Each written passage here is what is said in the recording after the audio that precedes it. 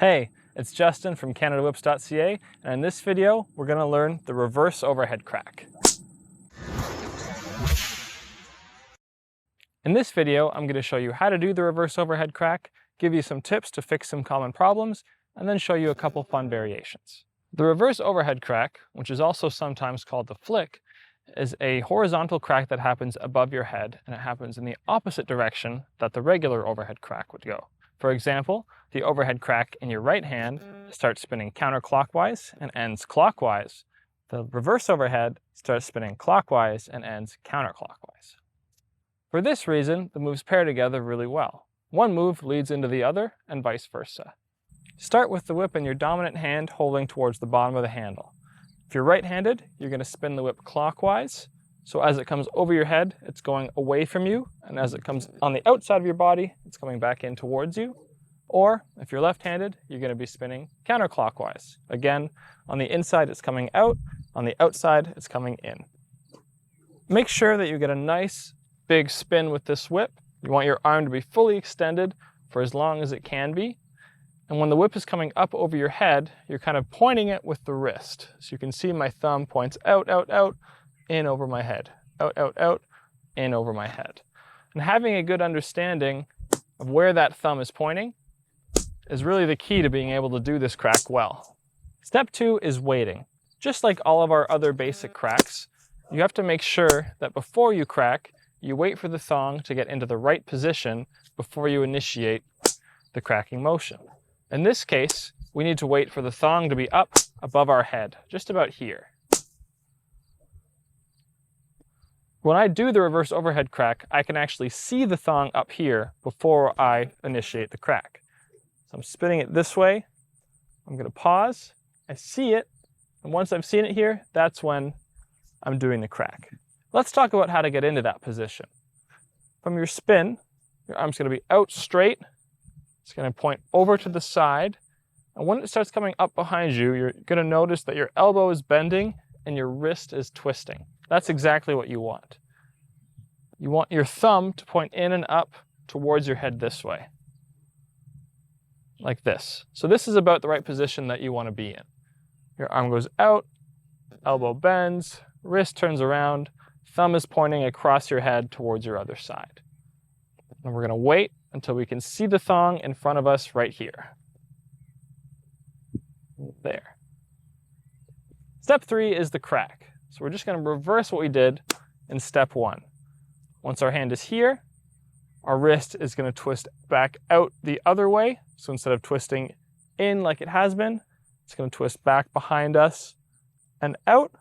Our arm is going to straighten, and we're going to sweep across our body. From here, out, and sweep. If you're worried about hitting yourself, remember that we're not moving until we see the whip up here. Meaning, we're not moving until the whip is already past our head. So there's no way that we're going to hit ourselves, because the whip should all be up here. If we don't wait long enough, then it will be easy to hit ourselves, because the whip is still behind us, and we're going to be pulling it into us, rather than waiting for it to be ahead of us, so that we can get the crack. When you're going for this crack, try and look up towards this side, the side that your hand is holding the whip on. You should be able to see the loop that's forming in the air.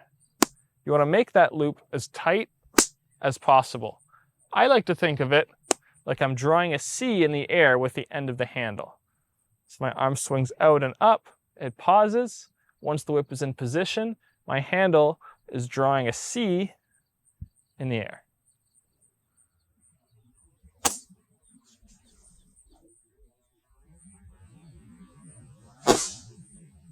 A common problem people have with the reverse overhead crack is that because this swing and motion is a little awkward, they don't have a nice full extension of the thong in the air.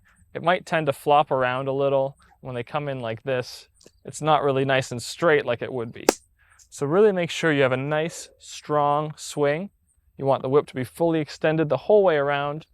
You do your pause, and then you swing back with a nice, strong swing as well. So in, swinging, keeping a nice full extension, crack, getting a nice full extension as well.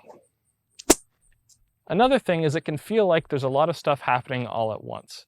When you're here, your wrist needs to turn out, your arm needs to straighten, and you need to swing across, and that can be a lot to keep your mind on when you're trying to do the crack. So I find it's easy if I turn towards the crack, meaning as I'm spinning, right before I go for the crack, I'm turning my body this way, opening my chest, and that gives me a little bit more time to get that crack. I'm still waiting to see it right here, and then I'm doing the crack. Over time, you should be able to get it without having to move, but it is nice to have that option to give yourself a little bit of extra time. You can even start facing the other way, do your spin,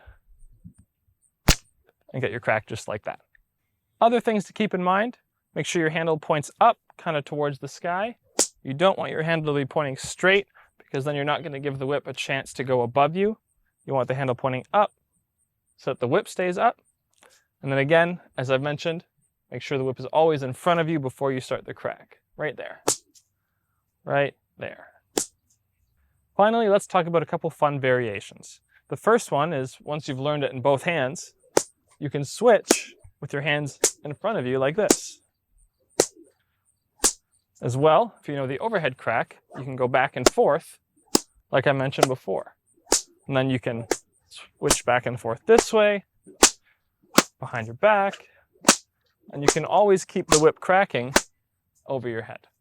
One other fun one is a reverse body wrap. So we're swinging like we do the reverse overhead.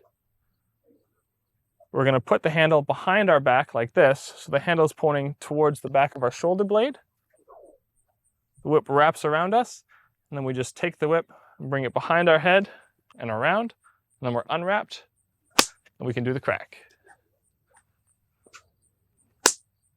Thanks so much for watching this video. If you want to learn more about whips and whip cracking, check out our website at CanadaWhips.ca or look at some of the other videos on this YouTube channel.